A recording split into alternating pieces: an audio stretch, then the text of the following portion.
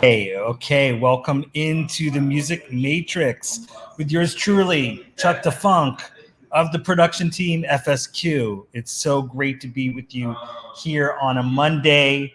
We're actually back in downtown LA in the Arts District here at the 2+2 Management Office, one of my favorite places to be and work and be creative.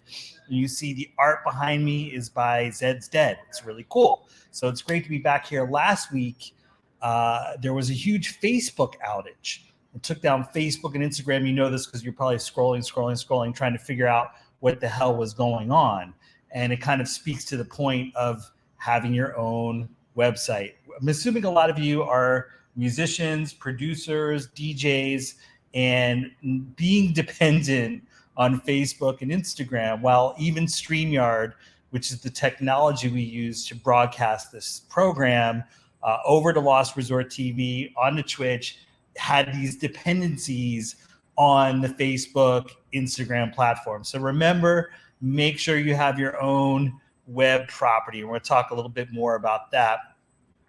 The program, you know what it is. This is the sixth episode. So we're going to talk a little bit about what we've got coming up today. We did start the show with, speaking of being in downtown LA and the Arts District, we started the show with a music video from Life on Planet's Phil Celeste, who is our special guest today, music producer, head of Life on Planet, singer-songwriter, multi-instrumentalist, guitarist, and brother and friend, a really amazing guy to speak to about music. And I think one of the things that was so cool about that music video that we opened the show with is it was filmed like right here. I think on the other side of this wall, it was filmed, and it was filmed in the neighborhood. And like, it just is so cool. It's like, Phil's on a railroad car and he's, on the bridge, and it just, downtown LA has a lot of scenic qualities. If you're not from here, and you've probably seen a lot of music videos filmed in the area. We're going to also talk about music video production. So let's do this. Let's open up what we've got on the agenda today and share that with you right now. So share screen, and we're going to go to the Music Matrix document, which I actually have to go back up. So you know what we're all about, right? We are all about bringing you the weekly developments that happened in the music industry. And we're going to cover business and technology. Like on the technology front, there's a part of Pandora that's shutting down. And maybe you haven't even thought of Pandora as an artist or producer or DJ and how you could use Pandora to reach fans. We're going to talk about that. So we talk about business, technology, and culture. And the goal is to uncover what it means to you, the independent artist, and how you can apply these evolutions, these news events. Like, did you know that Spotify now is following on to Apple, and they're going to offer DJ mixes on the platform? So what does that mean to you? How do you get your DJ mix on Spotify, right? So our lens is specifically focused on dance music, right? So let's add this in so you can see that, right? So this is the mission. And that's what we're all about, right? It makes sense, and I think we've talked about it a few times now. So what are some of the topics? Well, we do have Phil from Life on Planets here today. I think we should talk about a few things that are pertinent and relatable to Phil, like music metadata, because Phil and Life on Planets is a featured artist on a lot of tracks. Phil does a lot of guest appearances. Life on Planets, you'll see featuring Life on Planets. But how does streaming services like Spotify, Amazon Music, Apple Music, how do those streaming services handle when you do a featured artist appearance? So we're going to talk about music metadata. We're definitely going to talk about music management today, because Life on Planets is managed by 2+2 Management. And what does it mean to connect with a manager, and what does a manager do for you? Digital marketing, latest tech tools and services designed for independent artists. And yes, audio production. Like, how do you kick out the singles and the EPs and albums out the door, and how do you do it in a way that you have quality music but do it quickly? So these are always the topics that we're talking every Monday. You're watching the Music Matrix, navigating it, right? Navigating it with yours truly, Chuck the Funk, and I'm part of the production team FSQ. You already knew this, right? But we need to go over it once in a while. Now, what I do each week is I try to bring you like a different picture of myself from the era, so you know who I am. And this is myself with Lady Miss Kier of Delight, Sadi Ali from FSQ, Rest in Paradise, and Charlie from Soul Clap. And then in the other one, if you want to let us know in the comments on Twitch, if you see anyone that you familiar, I mean, that's about community. That's what we're about. We're about building community here. And I want you to tell a friend and let people know that we're here talking about the latest developments in the music industry and navigating the music matrix, right? That's what we're all about, okay? So I'm also in music tech, and this is me speaking on a panel at South by Southwest. Just so you know, I'm a credible source, right? I'm a credible source. Great, okay. So what are we going to be talking about? We're going to be talking to Spotify, Apple Music, Amazon, YouTube, ASCAP, BMI. If there's a company that you want us to talk to in the music business or music technology space, just let me know. You can email me at fsqofficial@gmail.com, and we'll get them on the program. We've been working on a long slate of guests. We do have Clarion next week, I believe, talking about NFTs and music and how you make that all work. So I would love to invite anyone that wants to come on the show and share their knowledge and wisdom with you. We'd love to have them on. So we're thinking about that all the time, okay? What do we have coming up today? Okay, like I said, we have Spotify wanting to match Apple Music with their DJ mixes, right? They're going to have a DJ mix effort. What does that really mean? Twitch. Now, it's a little bit meta to be talking about Twitch on Twitch, but Twitch has been making some music moves, okay? You all know that the Boiler Room got bought. That was big news last week. It actually happened on Monday. I think big mergers and things like that, they always happen on Mondays. I don't know why it is, but Boiler Room got bought by Dicefm. What does that mean? And do you use Next Big Sound? It's actually a really cool analytics package for artists, producers, DJs, musicians. And it gives you a lot of data about Pandora, but do you even know how your music is being used on Pandora? Those are some of the things we're going to talk about. Now, we always do an opening spotlight, okay? We always do a music video because I think music videos are really cool. And we always open the music matrix with a music video, right? And today, I told you, we opened with Life on Planet's Real High Key, filmed right here in downtown LA in the Arts District, like right on the other side of this wall. And Life on Planets is also our guest today. So it's rare that we have the opening spotlight also be the person that's our guest, right? We usually just do this because we want to do like a case study and breakdown. And I know that Phil is getting ready and he's almost in his chair, but hopefully he's listening to this because this is kind of it's not a teardown. It's more of a case study about like, what does it mean to be an artist as far as the data and looking at some of the data and understanding where an artist sits in the larger world, this music matrix, right? Where they sit in the music matrix and how are they doing? I do recommend that you check out this Grammy Spotlight. There's an interview with Phil, Life on Planets, on Grammy.com. It's really cool. It says Life on Planets talks astrology, inclusivity on the dance floor, and why we have to be like Martin Luther King Jr. That's a lot. So you should check that out. It's over on Grammy.com. Okay. Now, like I said, one of the things we always do is we look at the numbers, right? So Life on Planets has 250,000 monthly listeners. That's really good in the world of independent dance music and really for any genre, like 250,000 monthly listeners.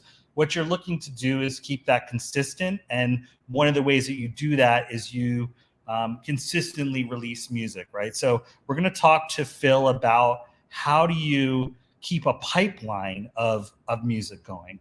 And, you know, again, that 250,000 monthly listeners is really good. We see some of the like more popular tracks are Fork in the Path. This was a David Marston remix.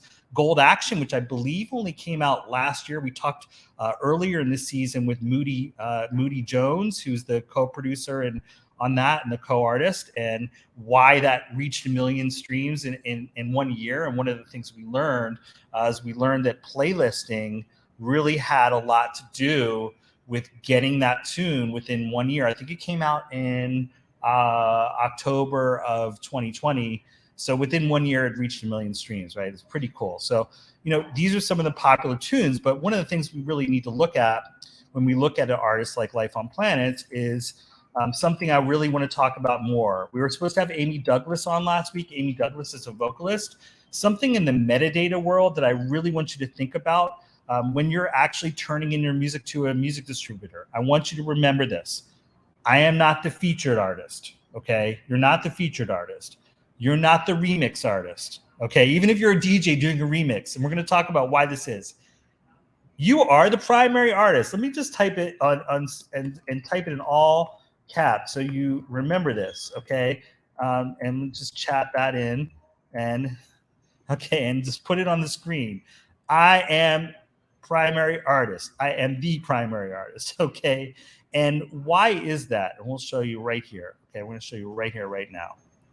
And welcome in. This is the Music Matrix with yours truly, Chuck the Funk. We're here every Monday. We're here every Monday from 10 to 11 a.m. Pacific time, 1 to 2 p.m. Eastern time. So this is something I found last night in searching around on what these little metadata fields are, okay? So this is the Apple Music Style Guide 2.1.7, and it says, music is an emotional experience. For many of us, an obsession. Yes, it's an obsession for me too. Hearing the right song in the right moment can create memories that last a lifetime. For you, it's the bridge that connects you with your fans. From the initial idea of recording, mixing, mastering process, it takes everything to get it just right. That's why Apple strives to present your music in its most authentic form. The Apple Music Style Guide helps you format music, art, and metadata to enhance listeners' experience and increase your discoverability. So what this means is like, you know, if you're a special guest or featured artist, what Apple Music wants you to do is say, hey, you know, you're the featured artist. So track title, featuring artist. And that's the way they want you to display it. But there's a problem with this. And this is why I said you are the primary artist. You should always be doing collaborations. Why is this important? Okay, and I'm going to show you why it is important. I want you to look in my eyes because it's important to be the primary artist on a track, because when you're doing a lot of collaborations with other artists, whether you're remixing them, you know, you're a DJ producer and you're doing a remix for artists, or you're appearing on someone else's track, if you are a featured artist or your remix, Apple Music doesn't display your collaborations. And this is, you're going to see this in action. I'm making Phil, Life on Planets, the guinea pig here, and we'll look at it in depth here. Let me go back to the screen. So on Apple Music, Life on Planets only has 7. Gee, I can count today on a Monday. Only has 7 featuring appearances, and so these are the only things that appear on the appears on. God, that's didn't mean to put that together. These are the only releases that are on the appears on section on Life on Planet's profile on Apple Music, and this is because of the way that Apple handles appearances. It's only for feature when you're a featured artist, so that's kind of complicated, right? Whereas Spotify, you see all of these appearances that Phil Life on Planets is on, right? Whether it's an individual track on a compilation like the Crew Love compilation, whether it's being part of a DJ mix like you know, some of these Kitsune DJ mixes that are appearing on Spotify now, whether it's doing collaboration with Fancy Feeling, Dance With Me, I love that track, or doing a compilation like Make Love Our Destiny with Crew Love, or doing an appearance on Soul Clap's album for the track, the EP World. Okay, he's got a track on that called Gardening. So this is why I'm really adamant about you viewers here. Hopefully you're a music producer and this is relevant to you, or even a consumer. If you're like listening to music and you want to find an artist track, you need to be able to know where the music is. And this is some of the kind of complications that happen with metadata. So okay. Now, again, I know that Phil, Life on Planets, is like waiting patiently for him to come on. He's waiting to come on here, and we'll bring him on in a minute. But we're just doing kind of some of the case study stuff. One of the things we always do in the opening spotlight is we look at an artist. What record labels are they on? In Life on Planet's case, the artist is on Soul Clap Records, Double Standard Records. I know he's got a release on Palm Artists out last week. Kitsune Music, everybody knows. And again, that listener number is really nice and good. It's solid. It's 250,000 monthly listeners. But what we see with the followers, and one of the things that's hard on Spotify, is to get your actual listeners to click that follow button on your artist profile.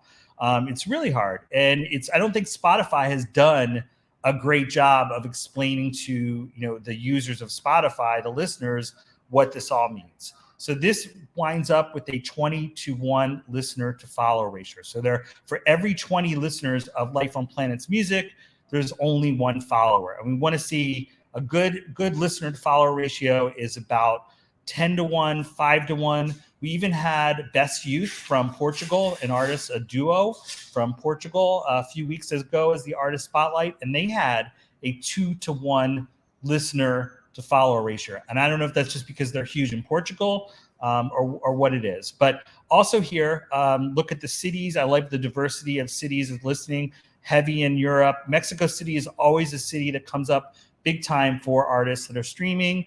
And then we also see Phoenix. So I'm interested to see why Phil, Life on Planets, thinks that Phoenix is in the mix here as the top city.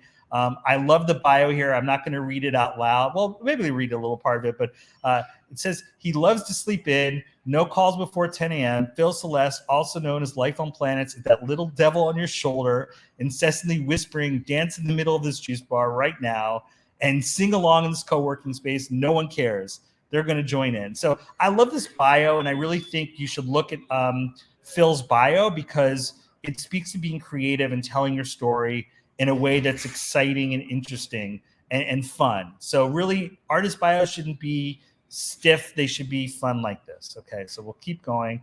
And I see that Phil's in the background. I'm sure he's chomping at the bit to come on. I mentioned Spotify DJ mixes. And this is something we're going to talk about more. Spotify DJ mixes are doing a really weird thing to tracks. They are putting multiple versions of the same track into the mix of search results. So here you see the Life on Planet's track with Taylor Bent's Glow Stick. Well, it's been put in so many of these Kitsune DJ mixes that you don't know which version is which, and it's an issue. And we're going to talk a little bit more about that in the news section, and hopefully Phil will stick around with us. One other thing in kind of, again, doing the opening spotlight case study, which we usually do for other artists, it just happened today. I really wanted to play this music video, real high key. One of the things you learn about Apple Music is, yes, they may not be doing great with the appears on section, but they are allowing artists to sell their music videos. I thought that was super cool. Okay. And then last but not least, I wanted to show Phil, Life on Planets, just all of the amazing radio airplay that he's getting across France, Switzerland, Spain, Germany, the US, Russian Federation, Switzerland. So, artists, don't forget to look at your radio airplay data, because it's really cool to see and know that you're being supported across the globe. So we're using sound charts to get that data. All right. Now I think this means the next section I've got is music business. I'm going to stop there. We'll come back to that. We're going to talk about Twitch. We're going to talk about Spotify DJ mixes. I think I've done enough to warm you all up. Also, we want to have proof of life, POL, hashtag POL. Let us know you're here. Hit us in the chat. We should make this interactive. It should be an Ask Me Anything. You can ask me or Phil any question. I think it's time to bring on Phil. That bio is incredible, but Phil, I'll let you kind of tell us what you're up to, and I'm going to add you to the stream now. Yo. Okay, we're in the mix on the Music Matrix. We're welcoming in, again, Phil Celeste, Life on Planets. Let's see how we can make this a little bigger. Okay, that's even better. Phil, wow. Welcome.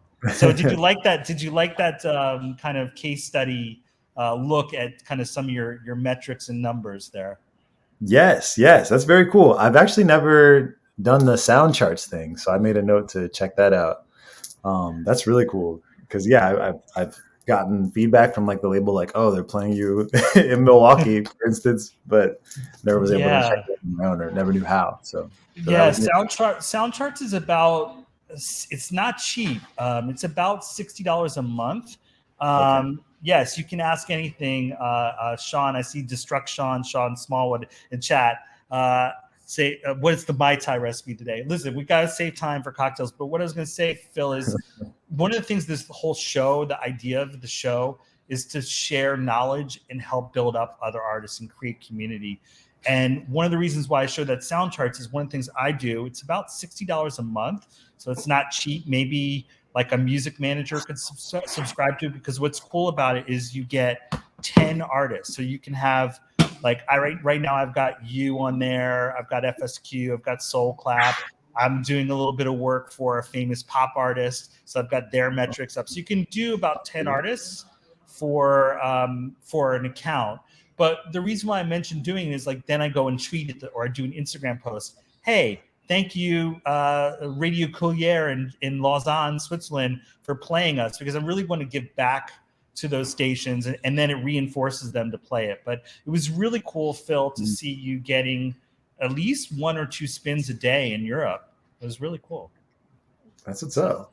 Gotta get across the pond sometime soon. Yeah, and I think the other let's see, what's the Mai Tai recipe today? Okay, I'll answer the question, Sean.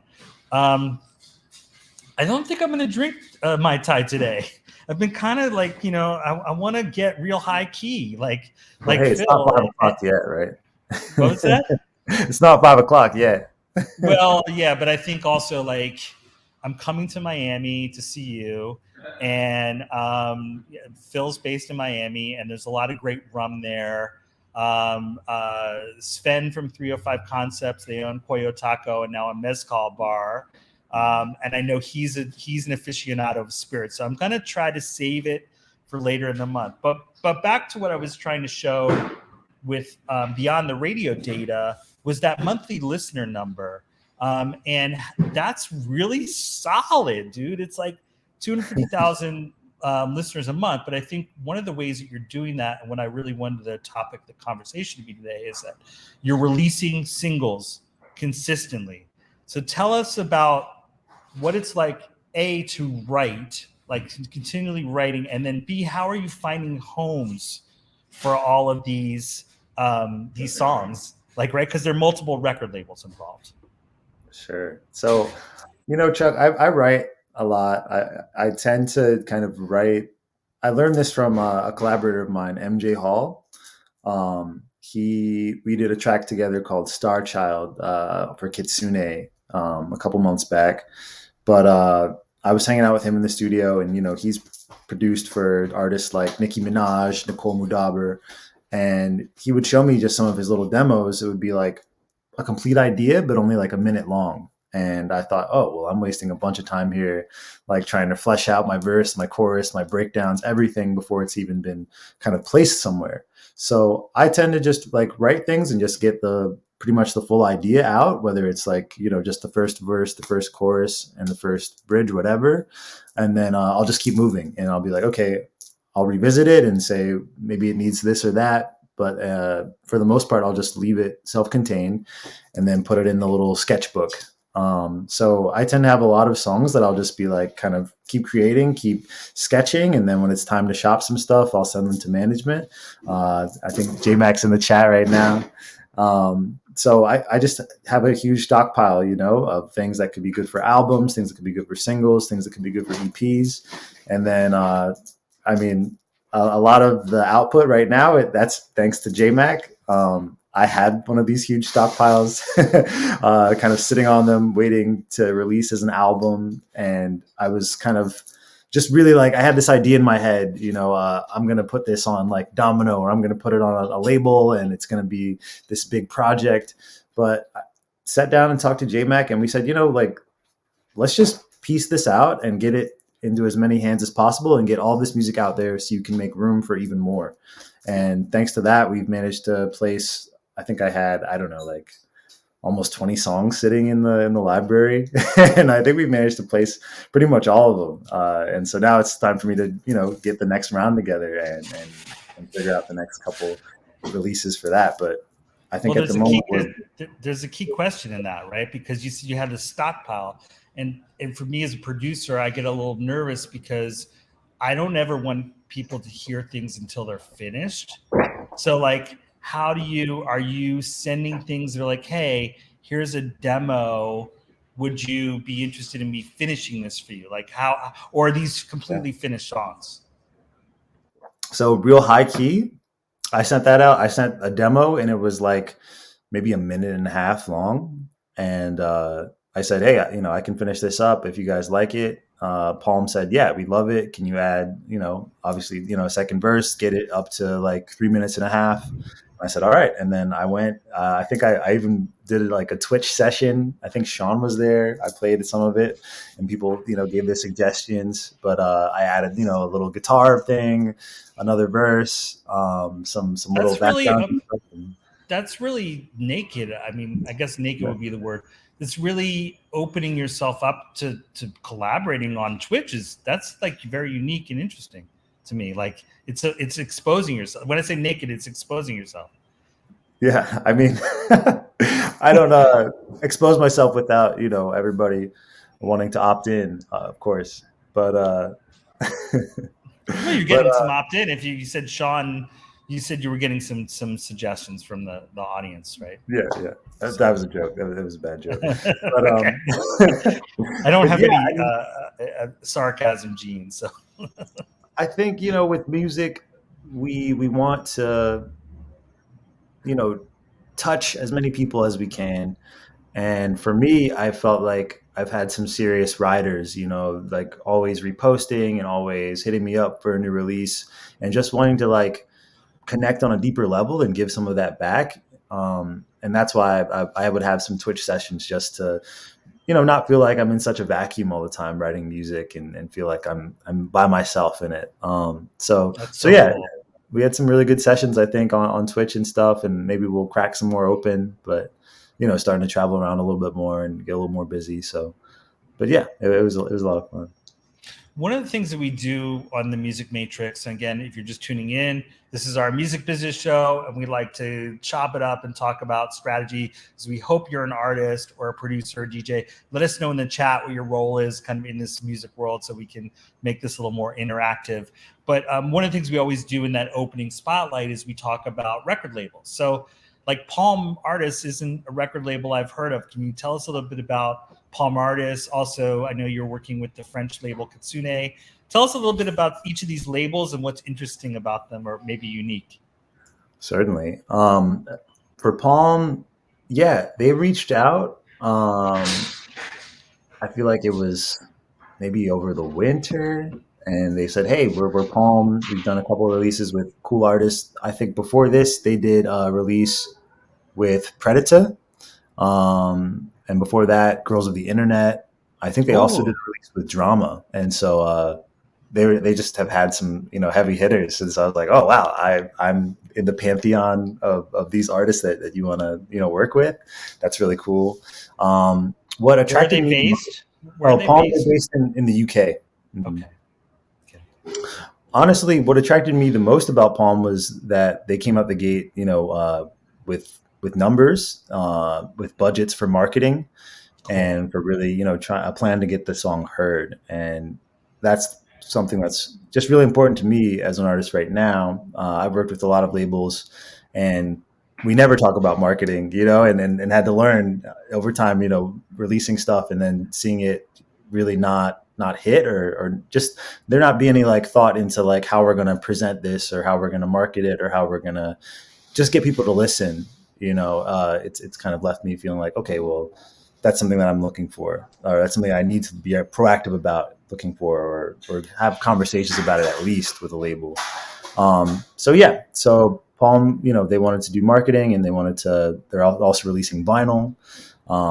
Gave us some budget to shoot music videos and make content so that, it can really make a bigger splash than just putting the track out with a picture of the artwork and just hoping. That video is really cool for Real High Key. So I don't want to like get anyone in trouble to disclose budgets, but it wasn't like a huge production affair for that, was it? No, beautiful video. Thank you. I mean, that's really a boon to Pedro Martinez. He's a super talented photographer, videographer, and our collaboration came about because of Twitch, honestly. Okay. Tell me how did that happen? Yeah, so he posted on Twitter, which I'm still very new to, honestly. But I saw him post on Twitter like, oh, somebody should remix. It was a quote from this TV show, Perry Mason, and this woman says, "This is my house. Get out of here." And somebody's like, oh, somebody should put that in a house song. And Pedro tagged me and he said, Life on Planets, you could crush this. So I took that little sample, put it in on Twitch, and I invited Pedro to come and hang out in the chat and give suggestions, whatever. And then we just kind of kept in touch. He was like, if you're ever in LA, let's hang out, let's do a photo shoot. And so I was down for Splash House and had a couple extra days in LA. This is our first meeting actually in person, me and Pedro, and we were just going to take a couple of photos. But then JMac was like, yo, I've got an idea. Let's go around. Let's hang out in the arts district. I know some cool spots here, some rooftops. And so we hopped in JMac's car and just started bopping around, taking pictures and then shooting like little one take videos. And that idea kind of bounces off of another video concept we did for this release with Palm. We were just in Palm Springs in this crazy like desert, like windmill zone. And J-Mac was like, let's just roll you performing the song, you know? And so we just did that like, I think 3 times. And then Pedro spliced between them. And I mean, the light was right. The camera was right. And yeah, we ended up with a really cool product. Well, your style is right too. And I think that's something important for artists is to have their own style. So where are you getting your sense of I know you have a sense of fashion. Where are you getting your the whole thing is coming together fashion wise for you? Where and how has that been coming together? The whole package. I mean, okay, so oh, wow. I guess I'm just trying to think like you're taking me back because now I'm thinking about high school when I first started to find my, you know, my personal style. And then up, I mean, I guess in high school, you know, I started working at a clothing store. I started working at probably you've heard of this place, Pac Sun, Pacific Sunwear. Wow. Yeah, I have.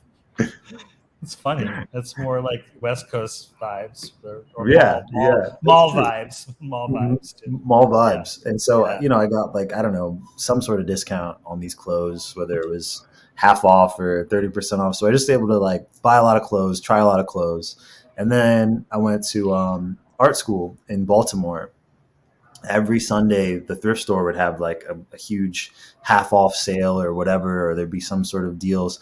So every week I'm buying things like blue suede shoes. I'm buying like crazy patterned shirts. I'm buying like women's clothes, whatever, you know, and I'm just trying it all out. And I'm in this environment where it's very celebrated to be different or be yourself, be original. So I guess that kind of began the momentum into what we have now. Started checking out artists like what's that guy's name? Dev Hynes, Blood Orange. Yeah. You know, taking cues from him, reading GQ from time to time, looking at Fear of God, looking at Kanye. You What's know, Fear really, of God?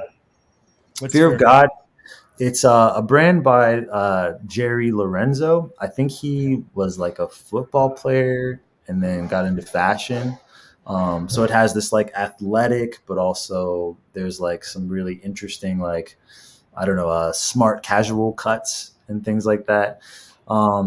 But what I would usually try to do is look at some of these like big brands, look at some of the trends, and then try to like interpret it in my own way. You know, whether I'm cutting up, you know, like I would go and get like a sweatshirt from like the discount store, whatever, you know, just get like a cheap sweatshirt and experiment with it. Throw paint on it, throw bleach on it, cut the sleeves, make holes, and just kind of like, you know, get my hands in it and try to do some of these things that I would see on these, I don't know, $1,000 pants or $1,000 clothes and just make it myself. So you're wearing it well. You're wearing it well. And we talked a little bit about, I know we're jumping all over the place, talked a little bit about Palm artists. Who are some of the other labels you're working with, and what's that been like, that experience with some of the other labels? Sure. So we mentioned Kitsune. Kitsune reached out to me. I think it was the top of 20. I think it was the top of 2020. And they actually, or was it 2019? It was. I think it was 2020, actually. Yeah, they hit me up and they were like, hey, we would like to work with more rising artists in the dance sphere. And we heard your stuff and would love to release a single. And so I gave them a single. And then that turned into Which releasing. one was that? That was What's, etcetera. okay. That's Yeah, one of your most popular tunes. I was looking at the on radio for radio airplay right now. right. I saw that too. Yeah, Yeah. etcetera did really well on radio. Yeah. It was a song about some of like, I don't know, I guess like an origin story. And I was writing about how I started playing guitar, or playing guitar seriously on the streets. I was busking, and I was like, someday I'm just gonna get picked up. Somebody's gonna notice, and I'm gonna just start flying around on airplanes and playing gigs wherever. And it happened. And so, it's about busking on the street to flying on airplanes to, partying at Golden Gate in Berlin, and just that ride of the, initial Life on Planet's, I guess, debut. Etcetera of this and the next and the next and the next, etcetera. Right. It's like I'm in Egypt, I'm in Romania, etc. You know the story. That's what I love about your songwriting. It's really relatable to understanding where you're at with your experience, right? Like your new song "Stay," I think it just grabs you right off the bat. You understand it's about a relationship and kind of maybe looking back on a relationship. It's super relatable as far as songwriting goes. And I think that how do you balance? Question for you on that is like, how do you balance being sometimes fun and talking about the cool things like being in an airplane or being in St. Bart's with some of the deeper things like "Stay," and then putting that against dance music? Like what's the challenge and the opportunity there? I mean, I think for so much of it, I don't really, I have one way of writing or thinking about it. And it's like, what are all the things I can put on a dance beat and still make it fun and exciting and dynamic. So yeah, every day when I write, I'll either try to come up with something totally original, try to think of a new concept, or dig in and like you said, come up with something deeper and try to recapitulate something. I read this. I used to read this guy a lot, Carlos Castaneda, and he had a theory that we have a lot of energy that's kind of held in our memories. If we have a sort of embarrassing experience, an embarrassing memory, and it haunts us, right? And the energy stays locked up in that fear or that embarrassment, and then we continue to live our lives like as a reflection of that fear. And so, I might write a song about that moment, or try to just go back and re-experience it to like release that energy. So I'll take things like relationships, tumultuous relationships, or whatever like that I could never really figure out, and then try to just break it down in a song and just get it out of here and just get it out into the world. So that's been a part of my process for a long time. But yeah, we're always dancing. We're always dancing. That's a good, it's interesting. Carlos Castaneda. I have to read him. Yeah. I'm going to ask the audience if they have any questions, but I have one more for you. And then actually I'm going to ask you to stick around for the news section of the show, because I want to get your reactions to some of these news stories that I've got lined up before we get out. And I do have, we played Real High Key at the beginning. I've already played "Stay" once on the show, I think like 2 weeks ago, and everyone reacted really well to it, to the windmill scenes and all that. So I'll play that. But my last question is like, really, again, we're thinking about people that watch the show or they watch it back on YouTube. It posts every Thursday on YouTube. Again, you're watching the Music Matrix, navigating it, the ins and outs of the music business and creativity and the community.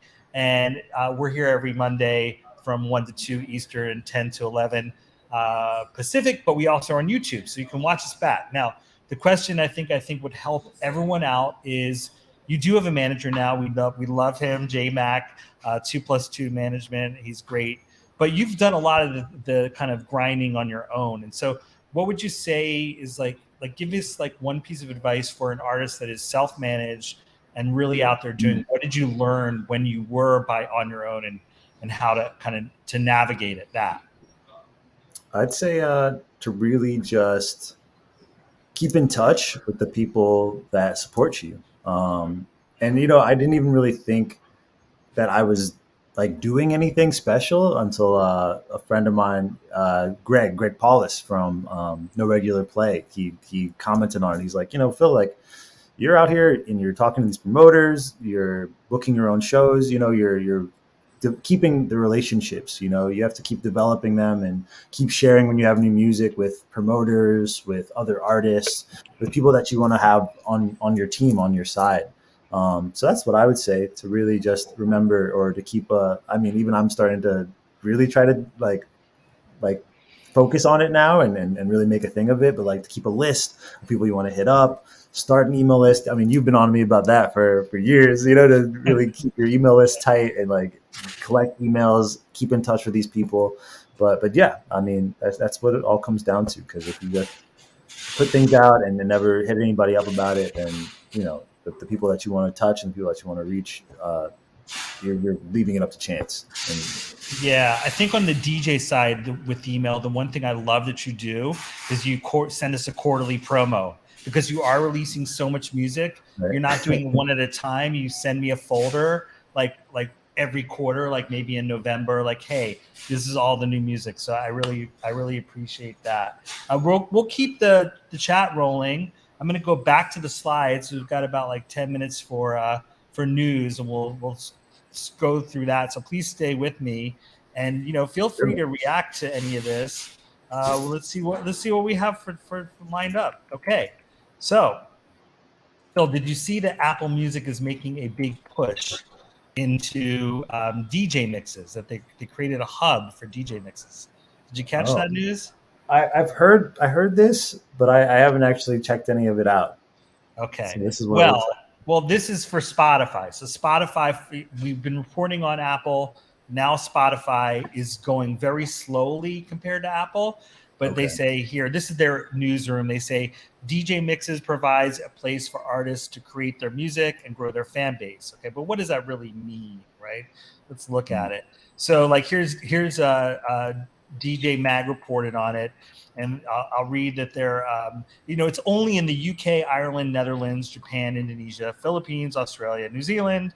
And the new format launches with mixes from Noisia, Amy L, Adam Beyer, Shingo, Nakamura, Moti. I don't know any of these artists, but I read Amy L's posts on Instagram. She's like, I'm glad to be bringing the first DJ mix to Spotify. And I was like, well, it's not really true, and I'll explain why. And then DJ Mag, I really give it up to Declan McGlynn, who's the editor who wrote this. He's like, it's not yet clear how Spotify's monetization process will work and who can upload mixes to the platform.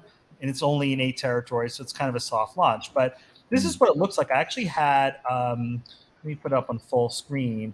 I actually had my friend in the Netherlands look at it. And so on the left-hand side of the screen, you see here's the Noisia DJ mix, and you click into it, and it's, again, they're doing it just like Apple. They're presenting a DJ mix as a playlist. You were in DJ Mag Spain last week, Phil? I didn't know that. Yeah, in print. DJ Mag printed a top 10 list, a playlist. I did. I forget who was in my top 10. But I basically put down a bunch of records I've been playing out, like Closer by She's a Thrice. Don't know it. Oh, you got to check it out. Yeah. Well, anyway, back to this. Look. So DJ Mag did a nice report on it, and it's really cool. I'm gonna check out DJ Mag Spain. But what you're seeing on the left-hand side of the screen is what it looks like on a mobile. They also have this DJ Mixes hub on the US side of Spotify, and if I click into like Mix Mags presents Charlotte DeWitt, like you've already seen this with like Kitsune doing DJ mixes, right? Like it looks like an album. and it's not really like a DJ mix. It'll play it like a DJ mix if you hit from track one. So Spotify is really new in this, but they're trying to match Apple, right? Because DJs really, and DJs are producers, musicians themselves. The words are kind of interchangeable, but you see that like this is what they're trying to do. What else we got in news this week? So that's kind of going on. Warner Music Group, and it's kind of meta to be talking about Twitch on Twitch, but they're doing a partnership. And what they're basically doing is they're doing Warner Music Group. If you're signed to Warner Music Group as an artist, you can get your Twitch channel that Warner Music will manage for you, which I think is pretty cool. And one of the artists that they've already launched is, because I really think like, your music video for Real High Key and all these music videos, like I wish there was a home, like there was an independent, channel for like music videos that you could watch them and stream them. So it's pretty cool that Warner Music is starting to launch Twitch channels. And what does it look like, right? So here's Saweetie's Twitch channel. She's offline. I figured that she should be like, streaming it, even if she's taping it, like just do 24 hours because she's got, I think she's got like 12 million Instagram followers, and right. I think her Spotify is really huge too. So it's interesting to see like here, she's only got 1,000 followers, but granted, this just launched, and then she's got like her shows, like she's got, beauty with Saweetie, cooking with Saweetie. And so she's got all gaming with Saweetie. So she's got like a real like, entertainment channel that's going here, but it's very new. And it's just interesting to see that the major labels get it, that like, now video entertainment from your favorite artist is important. Now, the flip side of that is that Twitch and the National Music Publishers Association unveiled an agreement ending months of animosity.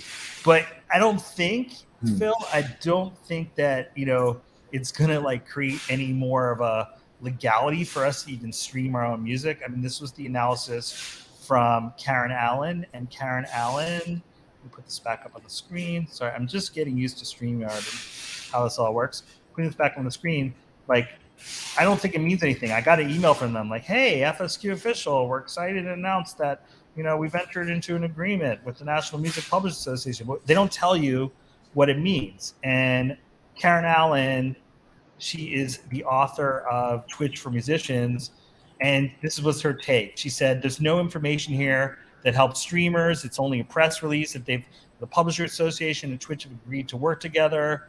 Nothing changes about how music can be used on Twitch. It's not a licensing announcement. And then I think more importantly, I highlight this is like, it says now if a stream involves one of the specific flagrant uses, which would include like, streaming an old concert or pre-released music. I don't even think like people do that. So it's really unclear like what this all means. And this just, this is the world that we're in, is we're trying to be here on the show and explain what these things mean to you. It's a lot easier for me to tell you what Warner Music is doing with Saweetie than this business announcement that doesn't make any sense. So that's kind of what was in the news this week. Let's see. I think I have one more story, and then I think we will hit over to your music video. But we forgot this one. Yeah, I saw that. Boiler Room got bought by Dice.fm. But here's the news, right? Here's the news. What does it mean for you, right? Okay, here's Dicefm. I've never once been to the website. It's tickets, but it's also a live streaming discovery platform. So one could maybe think that, maybe Boiler Room shows will be more discoverable on Dice. I've never used Dice, but here's the real stat that kind of shook me a little bit. The real stat is right here, which is that this is from MRC, which is like, they used to be called Nielsen Music. They're the largest researcher on music. And they did this survey. It's called the US Music 360. And this is only in the US, but still. In the past year, even though there's been COVID, only 5% of music listeners have attended a virtual concert in the last year. And then only 5% plan to attend a virtual concert, a live stream performance. So like, I think it's really cool that, you know, Dice wants to make the Boiler Room shows more discoverable. And I think Boiler Room has done a really great job of being kind of the premier dance music, you know, streaming area, right? Or streaming, offering the most streaming content. And in fact, one of the things we talked about with the Apple Music announcement is the audio from those Boiler Room streaming shows is coming to Apple Music as DJ mixes. And then they'll be sliced up like those playlists like you saw. So that's cool. But I don't know what any of this means when it's like, you know, the data is only telling me that only 5% people want to watch a live stream, right? So that was like big news this week. Apparently Dice raised $122 million to be able to buy. I don't think they spent it all on Boiler Room, but they're going to probably be making more purchases. So where is this all going? I don't know. I don't know. But anyway. Okay. I thought I saw a headline that Dice also acquired Beatport. Beatport. I have to research that. That has escaped my radar. If so, then I'm not doing a good job here on the Music Matrix. But another, you know, last one before we go. Phil, have you ever used Next Big Sound? Say it again. Next Big Sound. Sorry, I need to take a drink because I'm getting a little parched. Next Big Sound. Next Big Sound. It sounds familiar, but no, I don't think so. See, this is why they're shutting down. This is why they're shutting down. Next Big Sound is really cool. It's owned by Pandora. It lets you look at all of your social media metrics and then like who is playing you on Pandora, which I think is really cool. This will be moved over to Pandora's artist marketing platform. And if you're not signed up, it's free to sign up as an artist. So again, one of the things I want to do here on the Music Matrix is make it so that you have the tools to, you know, reach, grow, engage, monetize your audiences. And this is a free tool. So they are shutting down Next Big Sound. Next Big Sound was pretty cool because you could also look at your Facebook data, you could plug in your SoundCloud data, your Twitter data, but they realized that they really want to focus on Pandora. So if you're not signed up, go to amp.pandora.com and you'll be surprised that people actually do play. People use Pandora. Like Soul Clap here, you know, on display has 2 million lifetime streams on Pandora. So it's pretty cool data that's accessible to any artist for free. But they are shutting down the Next Big Sound part of that analytics package. So, I mentioned last week we were offline because of Facebook and Twitter, Facebook and Instagram shut down. This is why I'm always urging you people, our listeners, to make sure you have an artist website. There's not much up on the FSQ official site, but we keep it updated. We have our August chart, our September chart, our radio shows. Make sure you're updating your artist website and that you're pushing people there because, again, Instagram, Facebook may go down. Were you doom scrolling like I was on last Monday? I mean, I forget what I even did. I was trying to like hit up people on WhatsApp and just like, oh, it's not going through.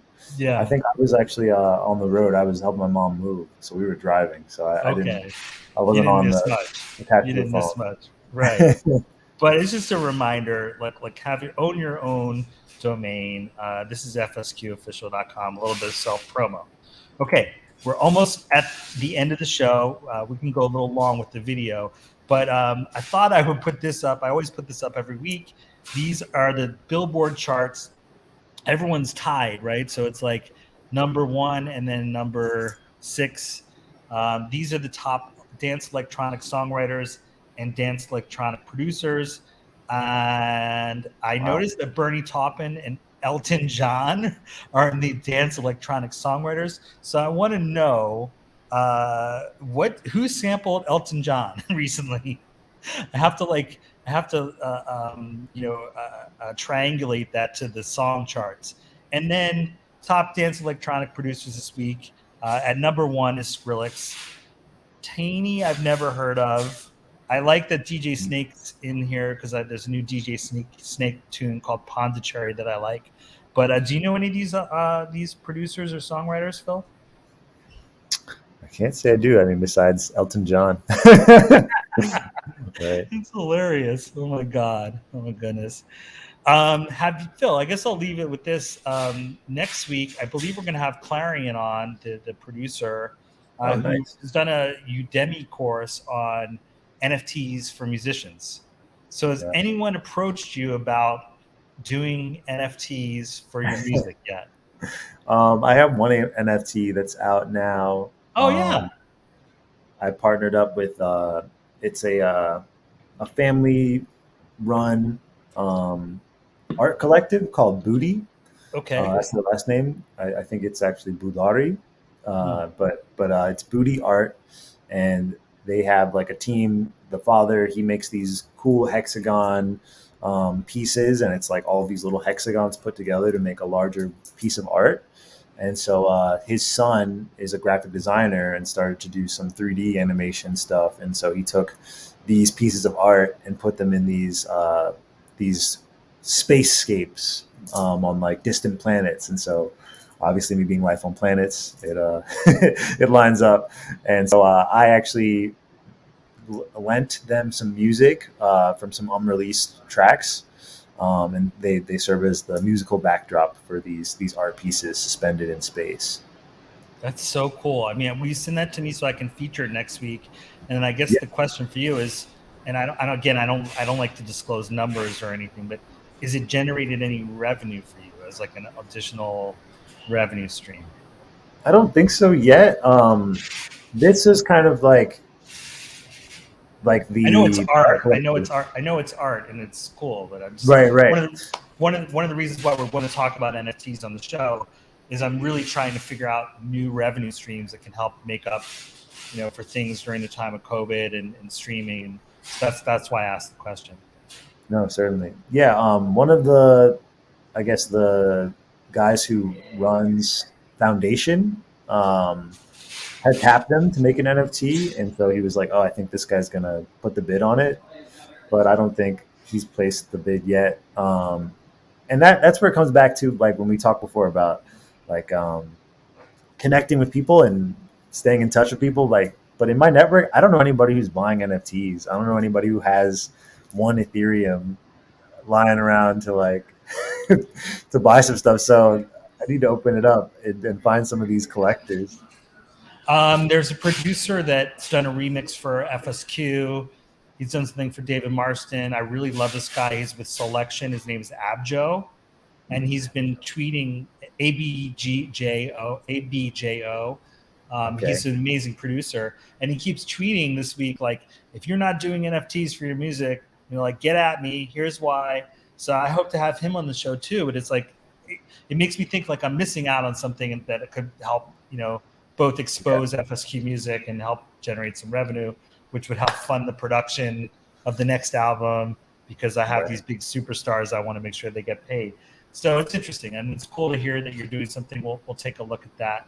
I love that you spent the whole time with us today, and that we were you allowed me to make you a case study. So I appreciate that. We're going to talk about that listener to follower ratio and how to get that up. But I mean, 250,000 monthly listeners on Spotify. All the tunes sound amazing.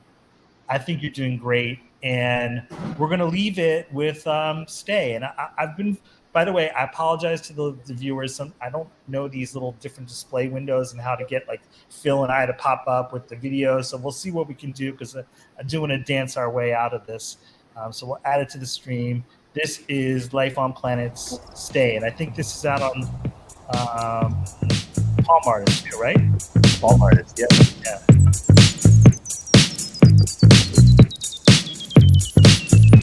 Tell a friend, we're here next week.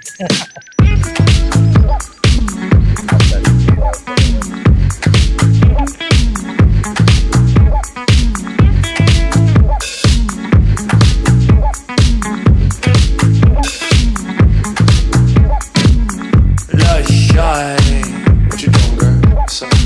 Tight that body, calling a mommy, coloring clothes, tight wrapped around me, but there's doubt, confessed, Oh, don't strain me on, baby. Ooh, flip the script when I need your loving. Nigga, life is changing. Make some room, can we rearrange it? Now I'm down, she ain't down to fuck with me no more. Struck out, she ain't bout to get around for me no more. Yeah.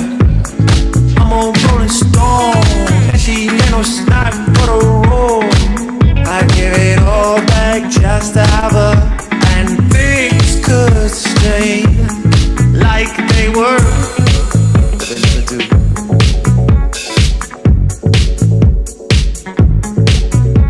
Skinny like a share, deceiving appearances. Legs got the appear, thicker than my real.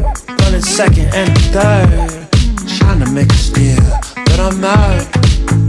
Struck out. Don't string me on, baby. Flip the script when I need your loving. Nigga, life is changing. Make some room, can we rearrange it? And I'm down, she ain't down. She don't wanna fuck with me no more. I struck out, and she ain't bout to wait around for me anymore. I'm on rolling stone, she ain't just a snack for the road. I give it all back just to have her, and things just stay like they were. Can't things just stay? Why can't they? Fell in love with Kitsune, get it out your head, boy. Back and forth between the cities, trying to be a love toy. Cannot live without her and I cannot get no rest. Tell me chase the other girls, but I only chase the best. So I'm down, she ain't down to fuck with me no more. I'm struck out, and she ain't bout to wait around for me anymore. I'm a rolling stone, she ain't just a snot for the road. I'd give it all back just to have her, and things just stay like they were. Can't things just stay? Hey.